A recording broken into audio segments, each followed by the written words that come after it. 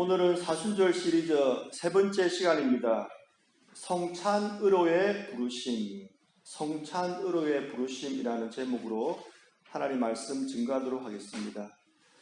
우리가 성경을 이해하기 위해서는 상상력이 필요한 때가 있습니다. 이때 필요한 상상력은 우리가 마음대로 지어낸 상상이 아니라 당시 문화를 토대로 한 그런 상상을 말합니다. 그 좋은 예가 바로 오늘 본문일 것 같습니다. 오늘 본문은 우리가 잘 알듯이 예수님의 최후의 만찬에 대한 이야기입니다. 우리가 최후의 만찬이라고 부르는 이유는 예수님께서 십자가에 달려 돌아가시기 전에 마지막으로 드신 식사였기 때문에 최후의 만찬이라고 부르는 거죠. 그런데 이 본문을 이해하기 위해서는 당시 유월절 식사 문화를 이해할 필요가 있습니다. 왜냐하면 최후의 만찬이 바로 유월절 식사였기 때문입니다. 유월절은 우리가 잘 알듯이 이스라엘의 최대 명절입니다. 지난 시간에 제가 말씀드렸듯이 유월절은 광복절과 개천절이 함께 있는 날입니다. 그래서 유월절이 되면 당시 예루살렘에는 300만 명에 되는 사람들이 모여들었다고 합니다. 그냥 말 그대로 발을 디딜 틈이 없는 그런 군중들이 모여든 것이죠. 그런데 유월절에서 가장 중요한 것은 유월절 식사를 하면서 유월절의 의미를 되새기는 것입니다. 그런데 우리가 기억해야 될 것은 유월절 식사는 단순히 가족들이 모여가지고 음식을 먹는 그런 시간이 아닙니다. 유월절 식사에는 음식의 종류가 정해져 있고 음식을 먹는 순서도 정해져 있었습니다. 유월절 식사는 히브리어로 세데르라 하는데 그 뜻은 순서라는 의미입니다. 쉽게 제가 예를 들어드리면 한국에서는 차례를 지내지 않습니까? 조상들에게. 이와 비슷하다고 생각하시면 됩니다. 저는 믿는 집에서 성장했기 때문에 한 번도 차례를 지내본 적은 없습니다. 하지만 차례상에 올릴 수 있는 음식이 정해져 있고 또 차례를 지내는 순서도 아무 때나 하는 것이 아니라 순서가 정해져 있다는 것은 저도 잘 알고 있습니다. 유월절 식사도 마찬가지였다는 것입니다. 그래서 이 부분을 우리가 잘 이해해야지 오늘 본문을 보다 더 잘 이해할 수 있다는 것입니다. 첫 번째로 유월절 음식에 대해서 생각해 보겠습니다. 제가 17절로 19절 말씀까지를 읽어드리겠습니다. 무교절의 첫날에 제자들이 예수께 나와서 이르되 유월절 음식 잡수칠 것을 우리가 어디서 준비하기를 원하시나이까? 이르시되 성한 아무에게 가서 이르되 선생님 말씀이 내 때가 가까이 왔으니 내 제자들과 함께 유월절을 내 집에서 지키겠다 하시더라 하라 하시니 제자들이 예수께서 시키신 대로 하여 유월절을 준비하였더라. 여기 보면 유월절 식사라는 말이 간접적으로 등장하고 있지요. 17절에 보니까 유월절 음식 잡수실 것, 그리고 18절에 보니까 유월절을 내 집에서 지키겠다. 이것도 유월절 식사를 말하는 것입니다. 그런데 유월절 식사와 함께 준비를 하자는 말도 두 번이나 나옵니다. 그러니까 제자들이 이때 준비한 것이 바로 유월절 식사였다는 것입니다.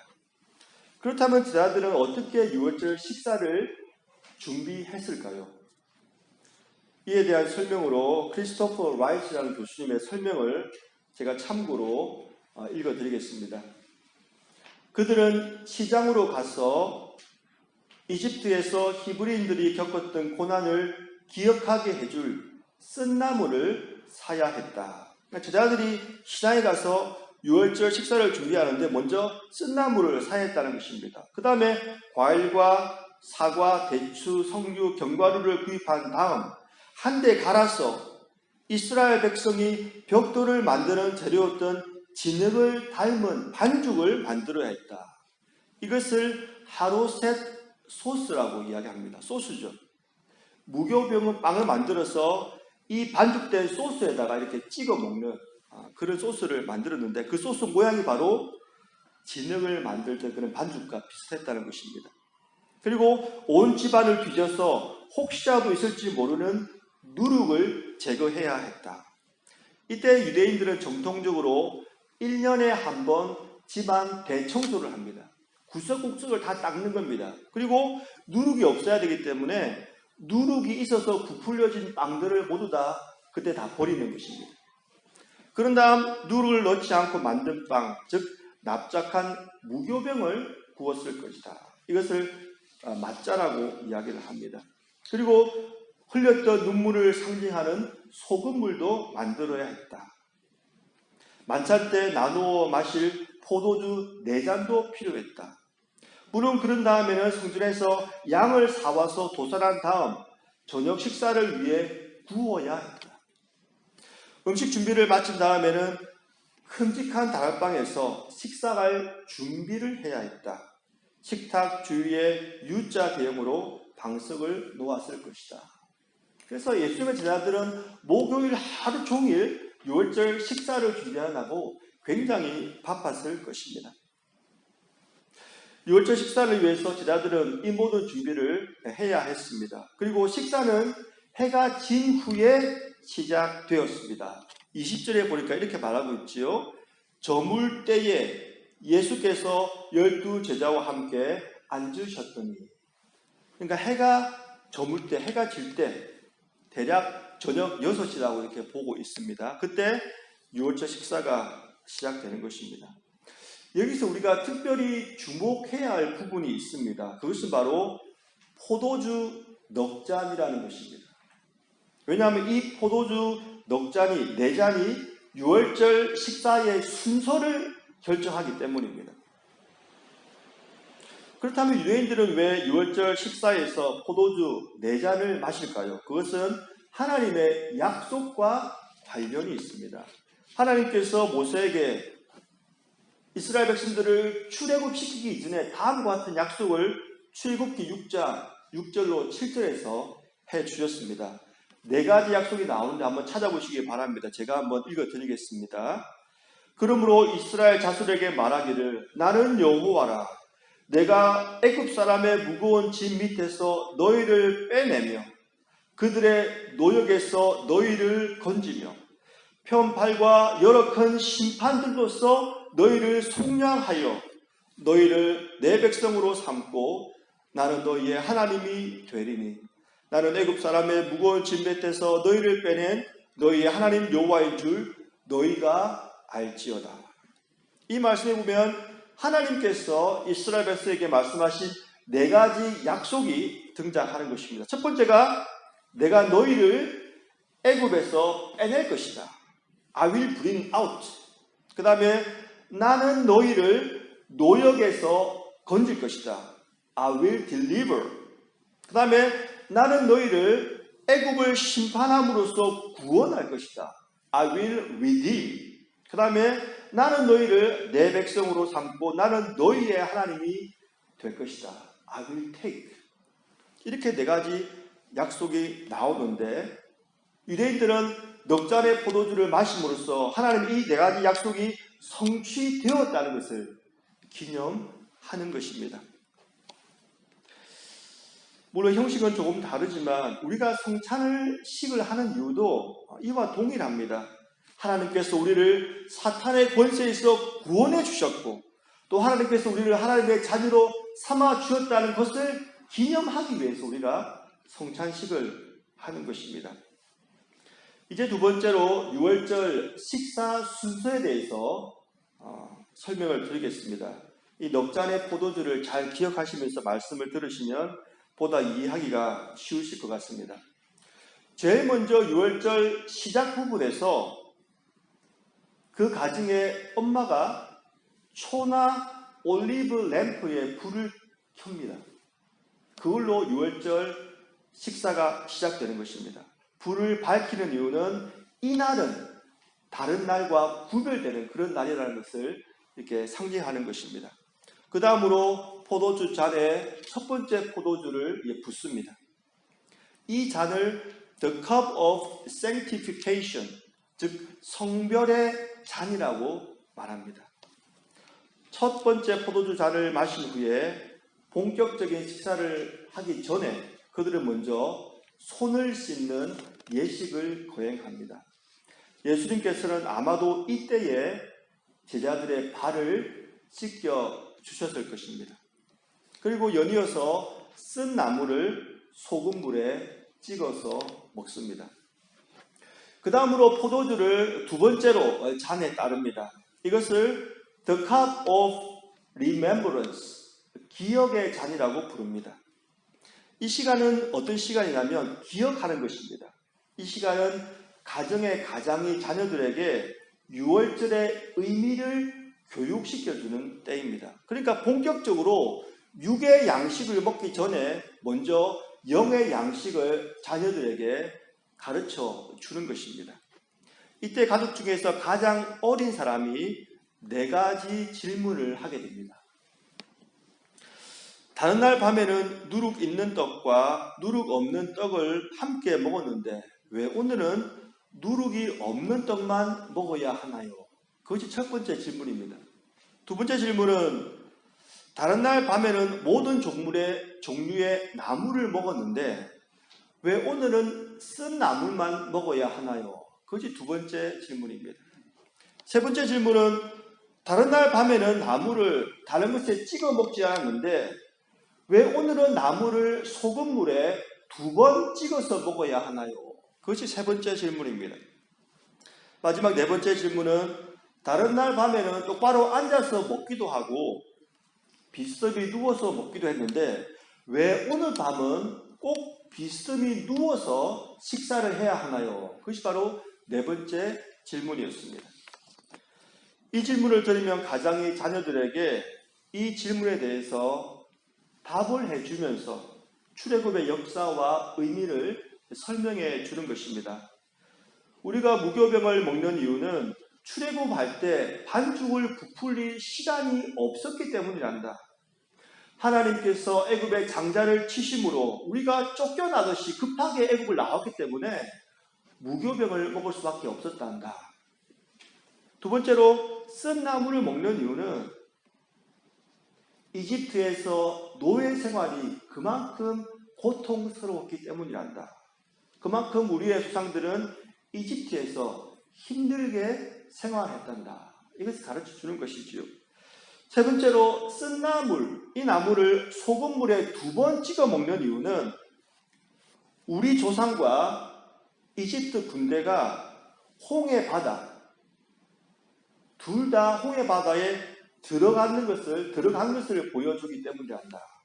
2번이란 말은 우리 조상들도 홍해 바다에 한번 들어갔었고 이집트 백성을 따르는 이스라엘 백성을 따르는 이집트 군대도 또 들어갔다. 그래서 2번 홍해에 들어갔기 때문에 소금물에다가 쓴 나물을 2번 찍어 먹는 것을 설명해 주는 것입니다. 그런데 하나님께서는 우리 민족은 구원해 주셨단다. 이렇게 말하는 것이죠. 마지막 네 번째로 비스듬히 누워서 유월절 식사를 하는 이유는 우리가 더 이상 노예가 아니기 때문이란다. 하나님의 은혜로 우리는 자유인이 된 것이란다. 이렇게 설명을 해주는 것입니다. 예수님의 최후의 만찬 때에는 예수님의 제자들 중에서 가장 연소했던 요한이 바로 이 4가지 질문을 했을 거라고 추정을 하고 있습니다. 그리고 예수님께서 이 4가지 질문에 대해서 설명을 해 주셨을 것입니다.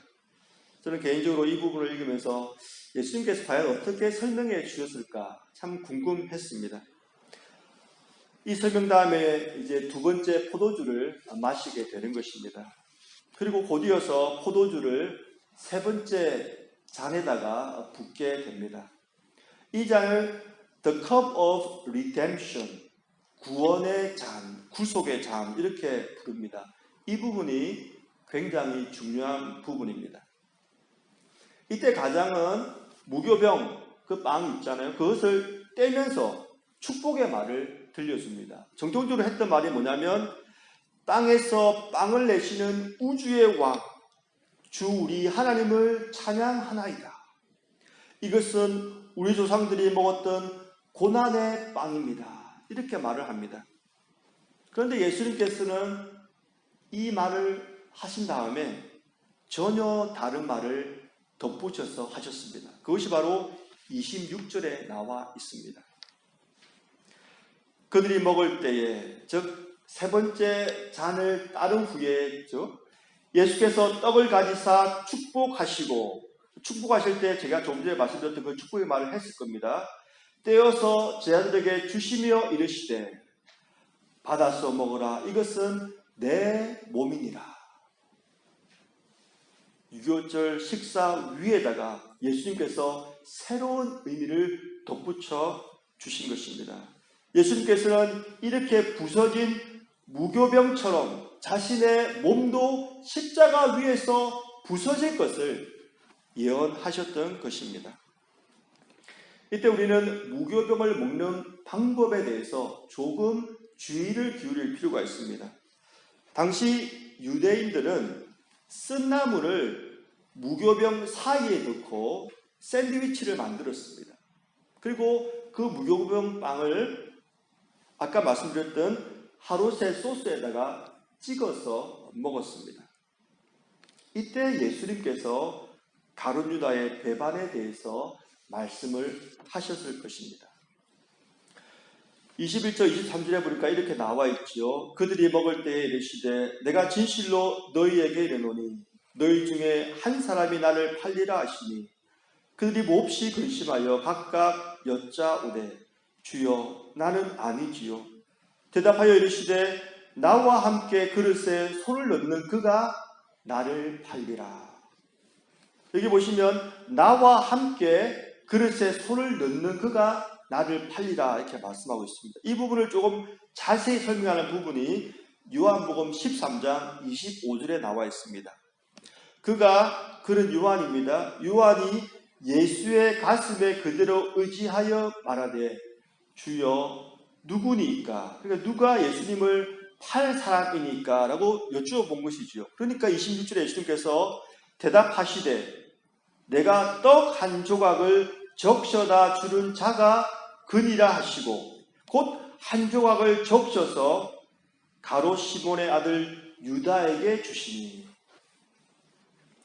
예수님께서는 무교병을 떼셔가지고 거기다가 쓴나물을 넣고 샌드위치를 만든 다음에 하루스 속수에다 찍어서 가룟 유다에게 준 것입니다.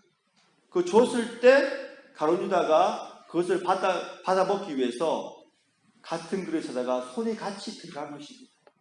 나와 함께 손을 넣는 자가 곧 나를 팔 자이니라. 이것이 바로 가룟 유다가 예수님을 팔리라고 한 그 장면인 것입니다. 가룟 유다가 예수님께서 주신 이 무교병을 받았을 때 이때는 가룟 유다가 이미 예수님을 팔았고 은 30을 받아 놓은 상태였습니다. 오늘 본문 바로 앞에 어떤 이야기가 나오냐면 마태복음 26장 14절로 16절에 이렇게 말씀하고 있습니다. 그때의 12 중에 하나인 가룟 유다라 하는 자가 대제사장들에게 가서 말하되 내가 예수를 너희에게 넘겨주리니 얼마나 주려느냐 하니 그들이 은 30을 달아주거늘 그가 그때로부터 예수를 넘겨줄 기회를 찾더라. 이 말씀 후에 오늘 말씀이 등장하는 것입니다. 그렇기 때문에 가룟 유다는 이미 은 30을 받고 예수님을 팔아 넘기고 예수님을 넘겨줄 기회를 찾고 있었던 것입니다. 본문을 자세히 보니까 가룟 유다는 돈 때문에 자신의 스승을 팔았습니다. 15절에 보니까 내가 예수를 너에게 넘겨주리니 얼마나 주려느냐.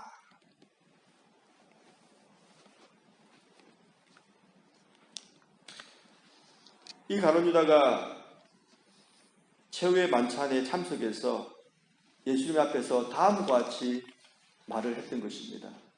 오늘 본문 25절입니다. 예수를 파는 유다가 대답하여 이르되 랍비여 나는 아니지요.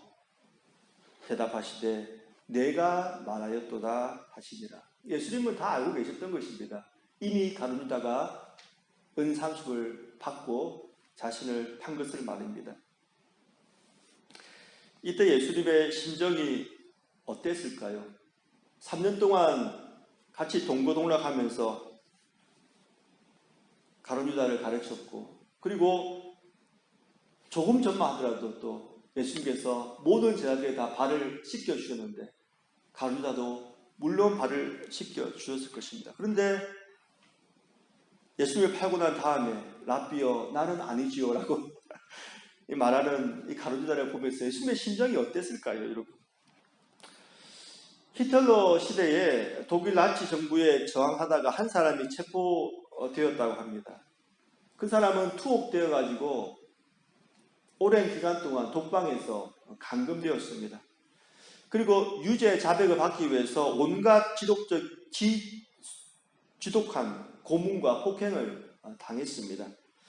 다행히 몇 개월 후에 무죄로 풀려나게 되었는데 영양실조까지 겹쳐가지고 몸은 지치고 극도로 쇠약해졌습니다. 하지만 나치 정부에 대한 그의 저항 의지는 전혀 꺾이지 않았습니다.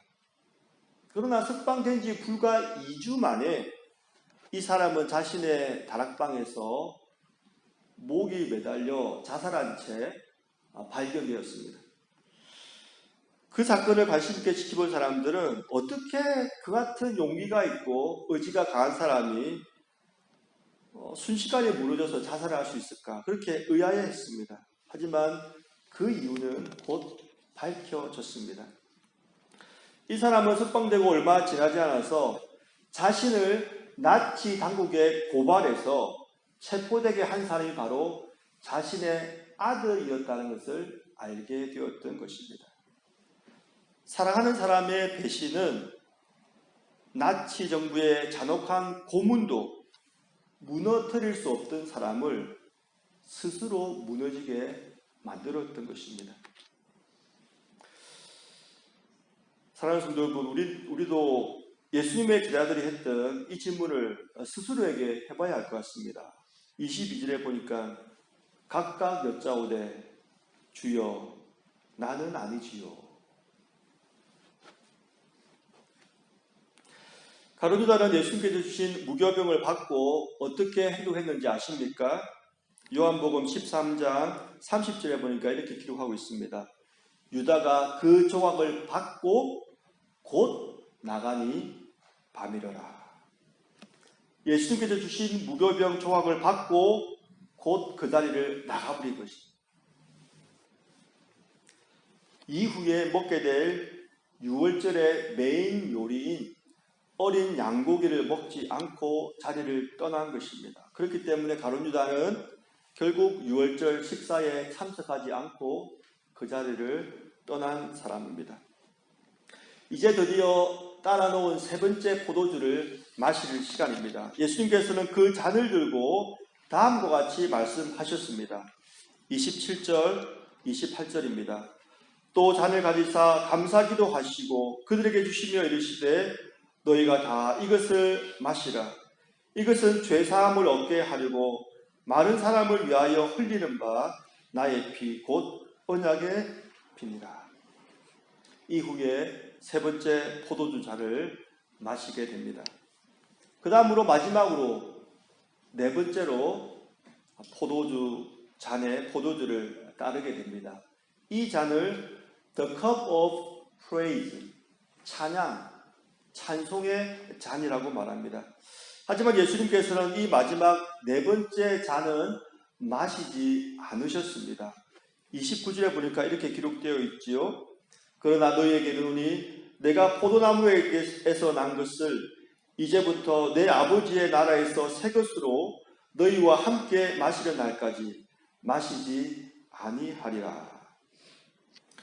저는 이 부분을 읽으면서 참 술을 좋아하시는 분들은 이 본문 말씀에 큰 위로를 받겠구나 하는 생각을 하게 되었습니다. 왜냐하면 하늘나라에도 와인이 있다는 말이지 않습니까? 내가 포도나무에서 난 것을 이제부터 내 아버지의 나라에서 새 것으로 너희와 함께 마시는 날까지 마시지 아니하리라. 그러니까 얼마나 술을 좋아하시는 분들은 이 세상에서 술 때문에 참 인조했는데 하늘나라 가면 얼마나 심심할까 생각할 수도 있지만 이 말씀 보면 하늘나라에도 포도나무에서 난 와인이 있다는 말이니까 참 위로가 될 것 같습니다. 그런데 이 말씀은 그런 의미가 아니겠지요? 크리스토퍼 라이트 교수님은 이렇게 이 부분을 설명합니다. 걱정하지 말아라. 이 잔은 남아 있을 것이다. 우리가 다시 만날 그날까지 이 잔은 남아 있을 것이다. 다시 만날 것을 지금 말씀하시는 거예요. 그죠? 내일 나는 죽어서 이제 너희를 떠날 것이다. 하지만 우리가 내 아버지의 나라에서 다시 만날 그날이 올 것이다. 계속해서 다시 만난다는 말을 반복해서 설명하고 있습니다. 그죠? 그날은 새로운 출애굽이 정말로 이루어지는 날로 모든 압제와 고통, 눈물, 죽음, 아픔이 사라질 날이다. 그날을 고대하자. 이런 의미가 이 속에 담겨 있는 것입니다. 그리고 그날에는 함께 모여서 이 마지막 잔, 찬양의 잔을 함께 마실 거라는 것입니다. 주님께서 재림하실 때 우리는 이 마지막 잔, 찬양의 잔으로 하나님께 영광 돌리면서 주님과 함께 새로운 성찬에 참여할 것입니다. 예수님 당시에 유월절 만찬이 마치는 시간은 대략 자정 정도였다고 합니다. 만찬을 마친 사람들은 지붕 위로 올라가서 할렐송이라는 시편 찬송을 불렀다고 합니다. 할렐이라는 말은 praise, 찬송이라는 말이죠. 우리가 보통 할렐루야라 하는데 그때 할렐이 바로 이 단어입니다. 이 할렐송은 시편 113편부터 118편까지를 가리키는 말입니다. 이때 거의 비슷한 시각에 예루살렘 온 동네 사람들이 지붕 위로 다 올라오는 것입니다. 그리고 시편 113편부터 118편까지의 찬송을 다 함께 부를 것입니다. 그러면 그 6월절 저녁에 예루살렘 옆에 있던 감람산이 막 울렸다고 합니다. 얼마나 엄청난 그 광경이었겠습니까? 예수님께서도 최후의 만찬을 드신 다음에 제자들과 함께 이 할렐송을 부르면서 감람산으로 올라가셨을 것입니다. 30절에 보니까 그렇게 말하고 있죠.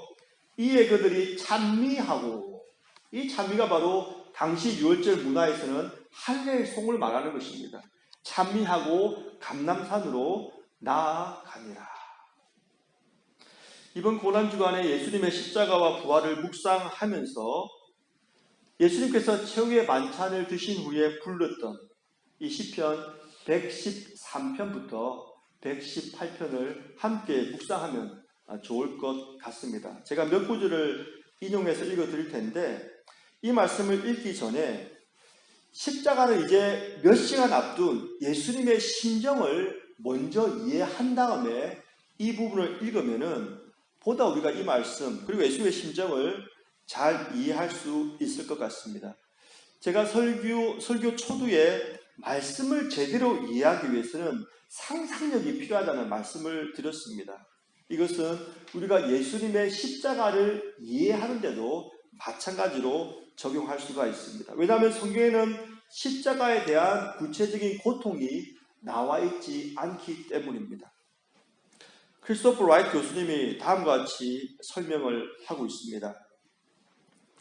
성경의 저자들은 십자가의 계산된 잔인함을 자세히 설명하지 않는다. 그저 십자가형을 보고할 뿐이다. 거기서 예수를 십자가에 못 박고 십자가형은 사람을 처형하는 가장 모욕적인 방식이었다. 로마인들이 최대의 수치와 모욕을 가하기 위해서 고안해낸 처형 방식이었다. 극심한 신체적 통증에 공개적 수치가 더해져 고통은 배가 되었다. 남자들은 완전히 벌겨 벗은 채 십자가에 못 박혔으며 그 무력한 노출은 그 자체로 수치스러운 일이었다. 그런 다음 손목과 발의 가장 예민한 부분을 짓이기며 뚫고 들어온 무거운 못의 충격과 고통 때문에 희생자들은 자신의 배설물로 범벅이 되고 피와 땀으로 뒤덮인 채 파리들에게 고문을 당할 것이다. 그런 다음 소음과 함성, 비웃음, 모욕, 야유, 몸짓을 생각해 보라.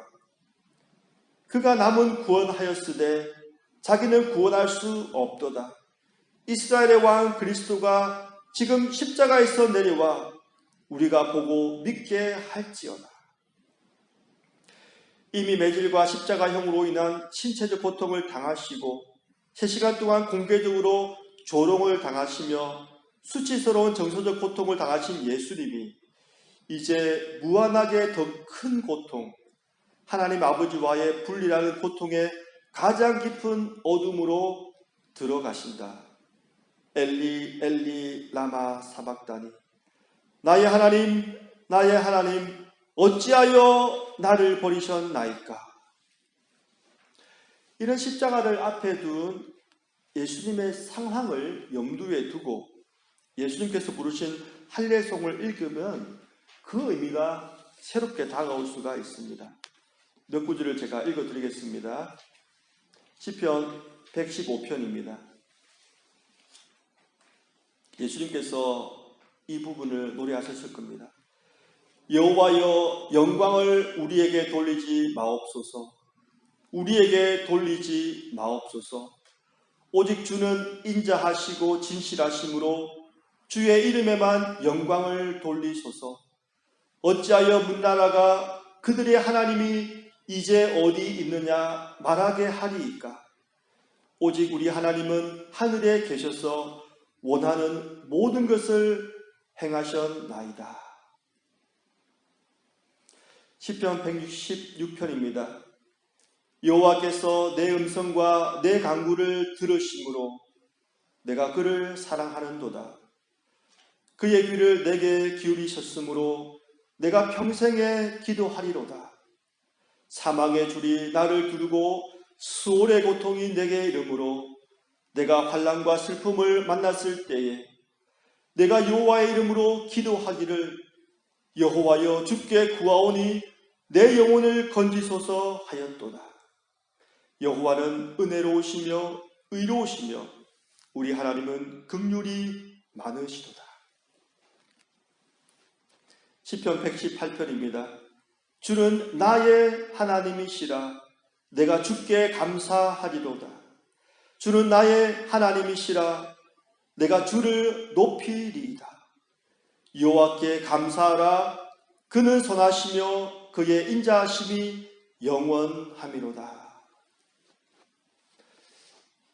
십자가를 앞에 둔 예수님께서는 어떠한 생각을 하시면서 이 노래를 부르셨을까요? 마지막으로 간단하게 6월절의 의미에 대해서 생각한 다음에 성찬을 받도록 하겠습니다. 정형구 목사님은 다음과 같이 6월절에 대해서 설명을 했습니다. 6월절은 이스라엘 백성으로 하여금 과거를 떠나 가나안이라는 미래를 향해 출발하도록 했다. 그래서 6월절은 노예였던 이들이 자유민으로 살아가는 첫 출발점이 된다. 그러니까 6월절 안에는 이스라엘 백성의 과거와 미래와 현재가 모두 다 담겨 있는 것입니다.